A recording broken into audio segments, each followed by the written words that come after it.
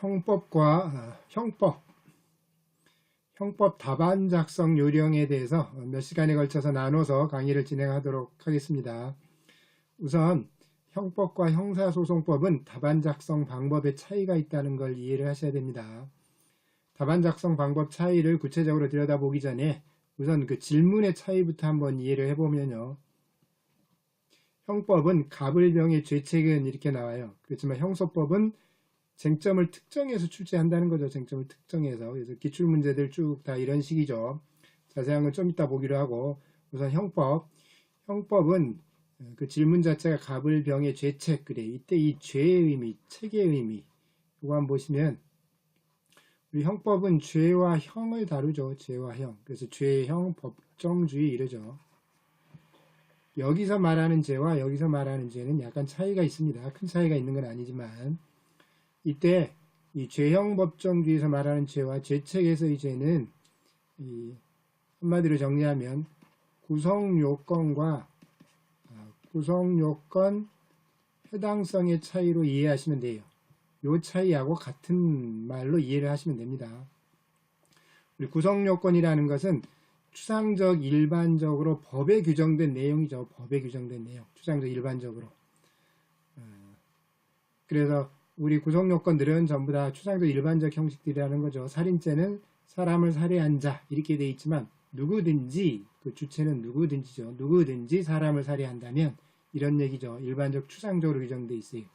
그 다음에 신분범도 마찬가지예요. 일정한 신분을 가진 사람이라면 누구든지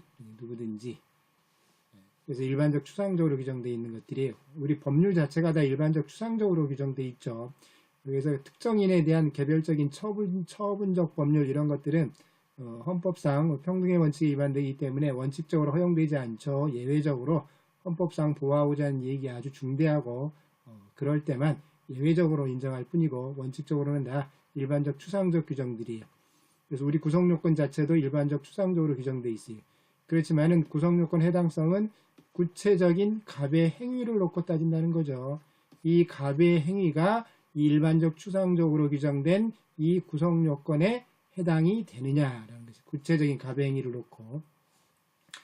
그래서 죄형법정주의 말하는 죄는 일반적 추상적으로 규정된 우리 법에 규정된 죄예요. 그러니까 이건 한마디로 구성요건 위법 책임.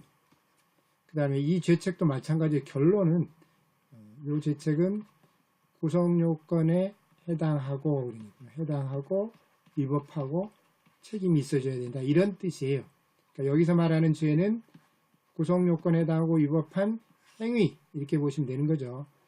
구성요건에 위법한 단계, 이 위법한 단계는 행위에 대한 평가죠. 행위에 대한 평가, 행위에 대한 비난 가능성.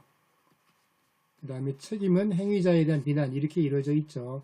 여기서 말하는 죄는 요걸 말하는 것이 요거. 구체적인 갑의 행위를 두고 그 갑의 행위가 구성요건에 해당하고 위법한 행위인지 그 다음에 그 갑이라는 사람에 대해서 책임을 인정할 수 있는지 이 부분들을 검토하라 그런 얘기.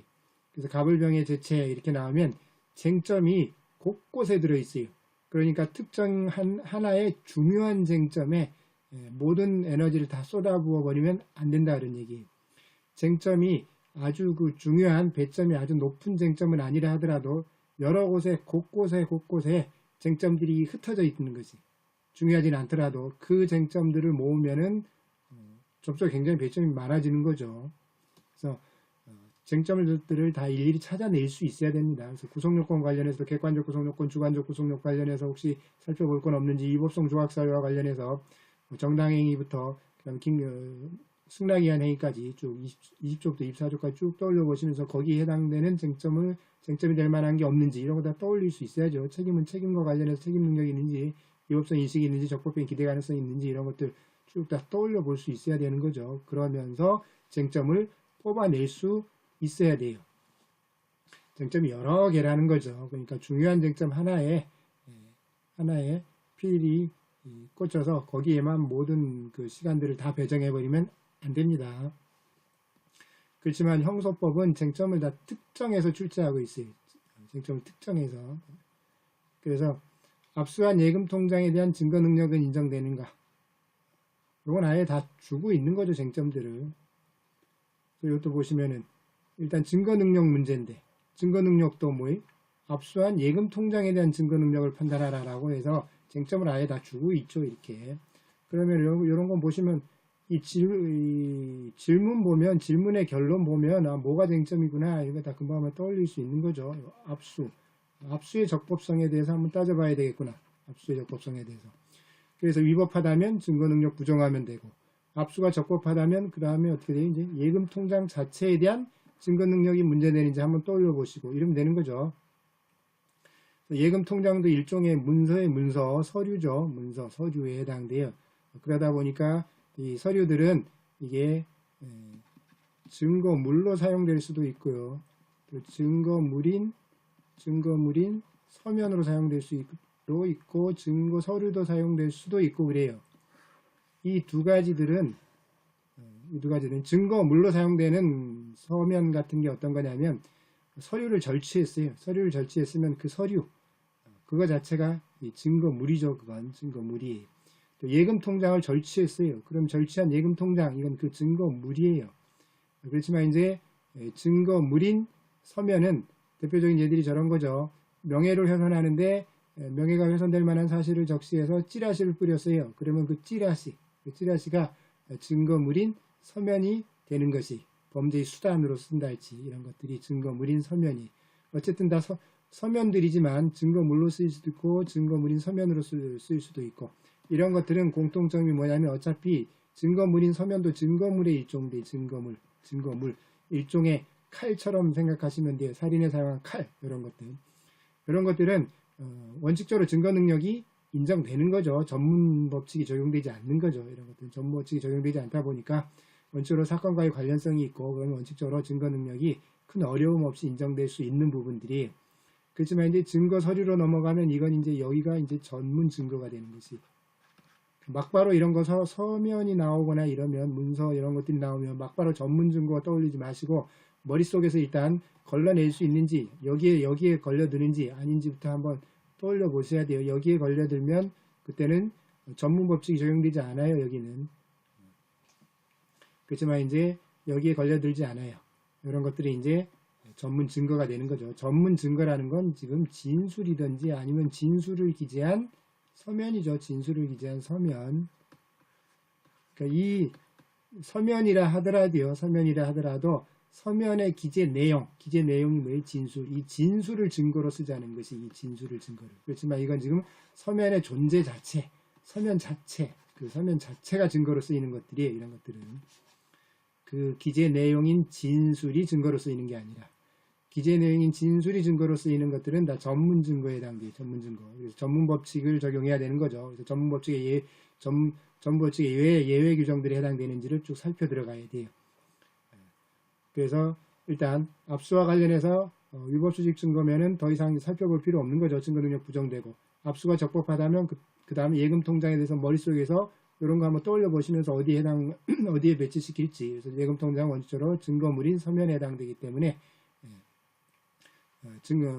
이 전문 법칙이 적용되지 않아요. 그러다 보니까 증거 능력을 쉽게 인정할 수 있는 것이고 그 다음에 설사 증거물인 서면에 해당되지 않는다 하더라도요. 그래서 전문 증거로 본다 하더라도 315조에서 당연히 증거 능력이 인정되는 그런 서면으로 볼 수 있어요. 그런 서류로. 그래서 증거 능력이 크게 문제되지 않죠. 어쨌든 그런 내용을 간단히 적시를 해 주셔야죠. 예금통장 관련해서는. 여기에 대해 이 자체에 대한 증거 능력 구분을 아예 빠뜨려 버리지 마시고 압수가 적법하다면 그 다음에 그런 순서로 쭉 정리를 해 들어가시면 되고 그 다음에 또 그 밑에 압수한 노트북 컴퓨터로 취득한 정보의 증거 능력 얘기죠. 요건 우리 313조에 신설되어 있지 바로 그리 가지 마시라는 것이 이것도 313조의 그 전문 법칙의 예외로서 일종의 전문 증거의 일종들이죠. 그런 전문 증거들이 되려면 다 어떻게 해야 돼요? 진술 자체든지 아니면 진술을 기재한 서류여야 돼. 다시 말씀드리면 이 정보도 진술이 기재된 것이어야 돼. 진술이 기재된 거. 진술이 아닌 증거물이나 증거물인 서면으로 사용되는 그런 성격이라면 그때는 313조를 적용하면 안 되는 것이에요. 이것도. 그러니까 여기도 마찬가지로 압수한 노트북, 그러니까 압수가 있었으니까 압수의 적법성 한번 따져봐야 되겠구나. 그러니까 취득 과정의 정보 취득 과정의 적법성이죠. 위수증 얘기죠, 여기는 지금. 그래서 압수의 적법성을 따져서 위수증인지 한번 보자. 그래서 위수증이라면 이제 더 이상 살펴볼 필요 없이 증거 능력 부정하면 되는 것이고, 이게 적법하면 그때는 이제 노트북 컴퓨터로부터 취득한 정보 자체의 증거 능력을 떠올려 보셔야죠. 이게 증거물로 쓰이는 것인지, 증거물인 서면과 같은 기능으로 쓰이는 것인지, 아니면 증거 서류와 같은 기능, 그러니까 진술을 기재한 그 정보의 내용이 진술을 내용으로 하고 있는 그런 건지, 진술을 내용으로 하고 있다면 그때는 전문법칙 예외 규정인 313조가 적용되는 것이고, 그때는 그렇게 풀어가시면 돼요. 여기서 하나 주의하실 점은 이 압수한 노트북 컴퓨터로부터 취득한 정보의 증거 능력, 여기에서 이 압수가 적법하다고 했을 때 이 노트북 컴퓨터에 대한 증거 능력을 검토하는 게 아닙니다. 이 노트북 컴퓨터를 증거로 쓰자는 게 아니죠. 이건 아무 의미가 없는 거죠. 여기서는 노트북 컴퓨터 자체를 증거로 쓸 일이 없어요. 그 노트북 컴퓨터로부터 취득한 이 정보를 증거로 쓰자는 것이지. 그래서 이 부분에 대한 증거 능력을 검토할 필요는 없는 것이에요. 바로 이 부분. 그게 313조예요. 그래서, 그러니까, 313조는 다 전문 증거라 했죠. 진술이든지 아니면 진술을 기재한 서면이든지. 여기도 마찬가지로 이 진술에 대응되는 게 이게 지금 정보예요. 이게 지금 실제 설문을 보면 이 정보가 지금 진술이 기재된 정보예요. 진술이 기재된 정보. 그 진술 정보예요. 그러다 보니까 지금 어쨌든 313조의 그 전문 증거인데 일종의 전문 증거예요. 근데 이걸 지금 비교를 해보면 진술을 기재한 서면과 비교를 해보면 이 진술이 지금 정보로 되어 있는 것이고 이 서면이라는 게 이게 바로 노트북 컴퓨터예요. 지금 노트북 컴퓨터. 이 진술이 지금 서면에 담겨 있는 거고 이 진술이라는 정보가 노트북 컴퓨터에 담겨 있는 거고 그러니까 지금 이 노트북 컴퓨터에 들어있는 정보도 다 뭘로 보는 것이 이것도 전문 증거로 보는 것이 전문 증거. 진술이 기재된 서면과 똑같은 성격이다. 그래서 이 진술이 기재된 정보가 아닌 것들은 다 전문 증거로 볼 수 없으니까 그때는 313조가 적용되지 않는다 그랬죠. 노트북 컴퓨터에 저장되어 있다 하더라도. 그런 점을 한번 좀 주의를 하시고요. 그 다음에 3번에 보시면은 도자기 절취행위에 대한 공소시 완성일은 언제인가? 이것도 쟁점을 다 주고 있죠. 특정해서 아주 세부적으로 쟁점을 다 주고 있어요. 이렇게. 그다음에 기간 계산이 나오면 우리 형사소송법에서는 다 초일 산입이죠. 초일 산입. 그 다음에 이제 그 종료일도 형기와 관련해서 뭐 징역 1년을 선고받았어요. 그러면 재판이 확정된 날로부터 기산을 하고 그 다음에 그것이 종료된 날 내보내줘야 되는 것이지 그 형기가 종료된 날 내보내줘야 되는 것이지 그 다음날 내보내주면 안 된다는 거죠. 그 다음에 또 공소시 완성일도 마찬가지죠. 완성일의 다음 날이 아니에요. 완성된 그 날이어야 되고 그 다음에 기산일은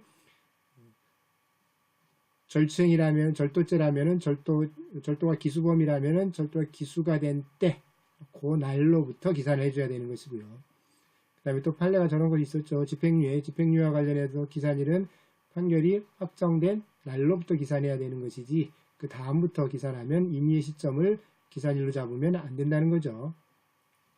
그런 점 하나 공소시와 관련해서 그 기간 계산 관련해 주의하시고 그 다음에 4번에 보시면 항소심에서 징역 1년 10월을 선고하였다면 이 선고는 적법한가? 항소심이고 거기다가 이 형량 얘기죠. 형량. 이건 지금 뭐에 대한 얘기?